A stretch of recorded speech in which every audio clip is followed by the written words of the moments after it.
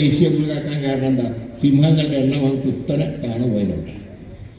അങ്ങനെ ഒരു കാലഘട്ടത്തിൽ നായാട്ടിനൊക്കെ ഒരു നിയന്ത്രണം ഏർപ്പെടുത്തിക്കൊണ്ട് വന്യമൃഗങ്ങളെ സംരക്ഷിക്കാൻ 72 ഒരു നിയമം കൊണ്ടു. ശരിയാണ്. ഇന്നത്തെ അവസ്ഥ എന്താ? ഇന്ന് വന്യമൃഗങ്ങൾ പെറ്റു വരികയല്ല. അങ്ങനെ പെറ്റു വരുമ്പോൾ നിയന്ത്രണം വേണ്ട. ഇപ്പൊ പണ്ട് കാലത്ത് പുരാണങ്ങളിലൊക്കെ എന്തിനാണ് രാജാക്കന്മാർ നായാട്ട് നടത്തിയിരുന്നത്? എന്തിനാണ്?